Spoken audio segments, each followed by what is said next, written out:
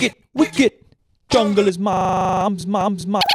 Hello, and hello and welcome to The Warren is Empty. I saw Wicked recently. I know.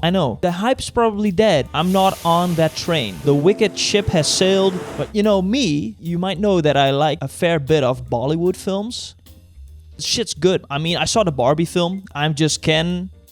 That was great. I dabble in musicals. You know, I dip my little toes, my little pinky toe. What I know about Wicked is it's a musical.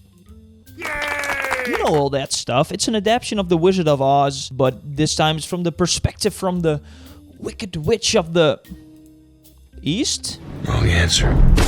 And like the origin story of like the Wicked Witch and the Good Witch. People went crazy. People went absolutely bonkers. With that out of the way, let me just get into a summary of the film.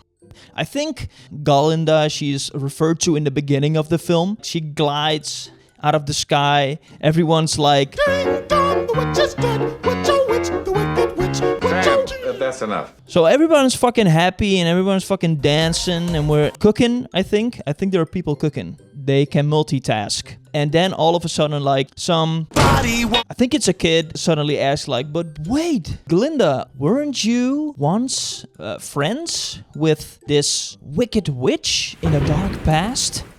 And then we get like a little flashback sequence. We see like the mom, and she's waving like her husband goodbye. She's like, goodbye, husband. I will not do any adultery. Husband, go on your merry way and I'll clean or something like that. But she does not clean. In fact, a man comes over and they start doing some business. They do like a little dance and she has like a green flask in her hand, which I think might be important for later. The mom, she starts giving birth and there are like some talking animals. I thought that they looked a little weird. I think it's a bear.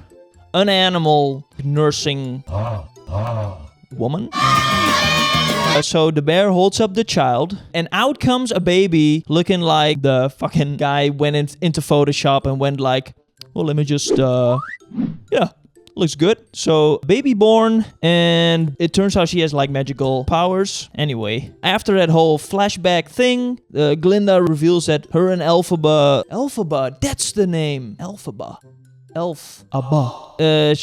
Glinda reveals, no, I was friends. Then the movie kind of starts. What happens next? So Elphaba arrives at the school with her sister who's in a wheelchair, you know? And the kids are very nice to the wheelchair girl. There's no ableism there. But they're nasty to Elphaba because she's green. Oh my god, don't judge people on the color of their skin, please.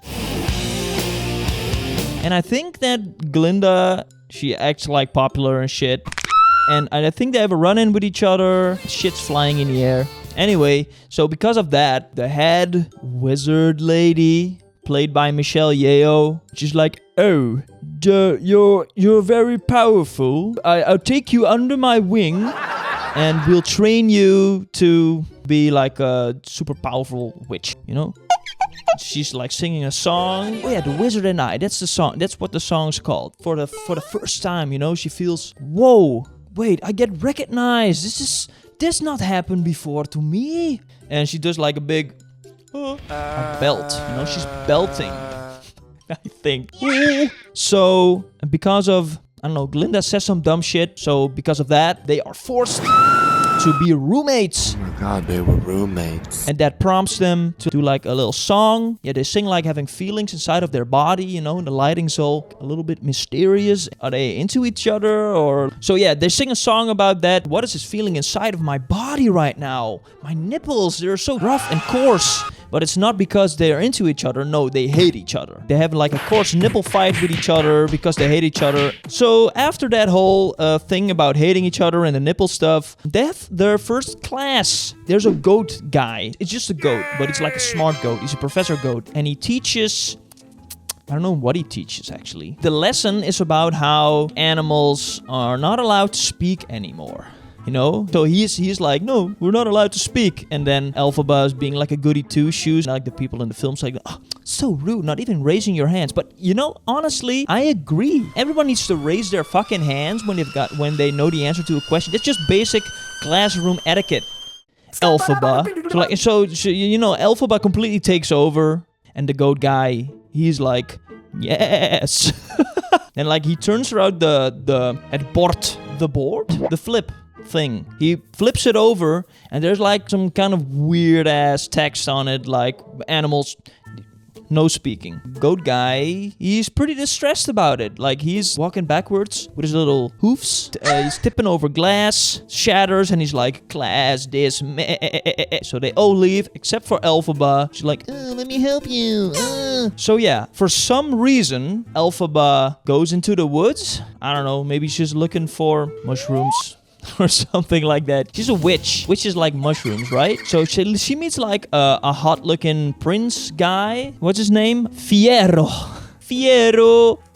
He's trying to raise her up. He's like, you come to these woods often? And she's like, yeah, I like collecting mushrooms. And then, oh yeah, we got to Shiz. The school's called Shiz. Like shit? Is it a poop school? Fiyero, he looks to the side and there's Glinda. And she's like, I like you. And he's like, yeah, I like you too. Let's do a song. Yeah, the song, I didn't remember a single goddamn thing about it. I know that at the end of the song, you have this guy, Bog, and he's like a curly, ginger-headed fucking cuckold who's like, oh, please, Glinda, let me sniff those feet. Just a little whiff, come on. And then she's like, no, get the hell away from my feetsies. But, you know, see that disabled girl over there? Her feet are numb. You can't even chew on them all day. She won't notice a thing. So, you know, free reign for that, buddy. So he's like, goddamn, that's such a good idea, Glinda. Thank you. So he asked her out, and it went very well. Hooray! The wheelchair girl, she rolls over to her sister, to Elphaba, and she's like, guess what? A guy asked me out, and it's all due to Glinda. We're meant for each other now. Which is very weird. She starts singing, I think. Whoa, we're meant for each other. They're made for each other. I'm like, the guy who just asks you out because of some other girl, you're meant for each other? Bonkers. So Fiyero throws a party, and before they go to the party, the Glinda and the gang, you know, the Quirked Up bunch, they're like, what's this pointy hat you have, Glinda? This weird black pointy hat. It's so weird. We live in a world of fucking wizards and witches and talking animals, but this black pointy hat, what the fuck? But you know, as a joke, they had this idea of like, let's give it to Elphaba as a joke, of course. No one would wear this. Well, Elphaba fucking does. She wears the hat, and because of that, she goes to the party wearing the hat. She feels suave, she feels good, and she walks down the stairs, and then everybody's like, oh my god, look at this bitch. Cut the fucking music. Look at this green girl, because she looks so weird with her hat. So because of that, Elphaba starts doing a dance. She starts dancing because that's how she handles her emotions, through movement of the body. She's very healthy. So Glinda sees this, and because Michelle Yeoh was like, hey, remember that Elphaba girl? Well, she got you on a council, or she put in a good word. Because of that, hell yeah, you're on the team now, or something like that. I don't. All of a sudden, now she feels remorse, and because of that, I'm doing a dance with her now, out of saamhorigheid. They do a dance together, and then all of a sudden everyone's like, oh my god, that dance is like the coolest dance ever, let's all do it.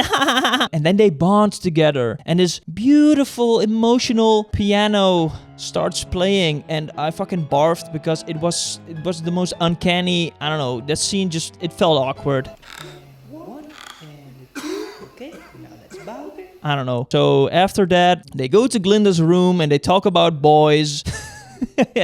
And Ariana Grande sings a song about being popular, starts yodeling. Then they're friends. Hooray, we're friends now. And that's a pretty good chunk of the film. And what has happened? Not much. This is part 1, you know? We gotta stretch it out. We gotta stretch that fucking... what else we got? What's... Yeah. Oh, yeah. So, Goat Guy gets fired. Very sad. And then a guy comes with like a lion cub in a cage. And they're like, this way, animals will never be allowed to speak. They won't speak now because they're in a cage. And of course, Elphaba's like, wait, you can't do that. And because of that, she does a spell and time stops. For some reason, only Fiyero is able to not time stop, and they both save the lion cub and they set it free into the woods. Elphaba becomes like enamored with our Fiyero guy. Oh, maybe he is kind of a stud. He has shown me that he has a good heart, and that's like my biggest turn on. Guys with big throbbing hearts. And she sings a song about that turning her on and the big throbbing heart stuff. And then, so Elphaba gets asked, you want to meet like the Wizard of Oz? She hops on a train, and then last minute, Glinda comes with her. And they go to Ozland or whatever. And in Ozland, they sing a song about the buildings being very high. Anyway, so they go and meet Oz. First, like, it's like a big metal head. Who's like, "Whoa." And she's like, no, wait a minute, that's not how you look. Show me your real face. And it turns out to be Jeff Goldblum. Oh my god. He starts doing a song about, look, this is what Oz is supposed to become. And then Glinda's like, hey, that road over there, maybe you could make it yellow. And he's like, god damn, that's a good idea, a yellow brick road. And then there's like the Grimoire, and it's like a spell book. And no one's been able to read it for a very, very, very, very long time. But guess what happens? Miss Elphaba, you know... Oh man, she's so goddamn talented. She can do everything. Besides not being green, she can do everything. Michelle Yeoh, her character, all of a sudden, she's there. And she's like, read it! Do it right now! And she does it. And she does it so well that a monkey... But by the way, Jeff Goldblum says something very weird. He watches birds so longingly. Oh, you like watching birds? Okay, let me give you fucking wings. Apparently in the spell book there's like a whole ass specific spell for like giving monkeys wings, and then the monkey is in fucking pain. The monkey is shrieking, dude. Yeah. It's sad. So that prompts Elphaba to be like, wait a minute. Guess what? Jeff Goldblum Oz and Michelle Yeoh, they bad. Oh my god, no, please, no. Not Goldblum, I love him, he's daddy. That's when Elphaba starts defying gravity, and then the best song of the film comes. She's doing the defying gravity. I gotta give it to her. I like her voice. I think she was doing a good job. Anyway, so they sing like defying gravity together, and then like everybody in Ozland is like, she's wicked.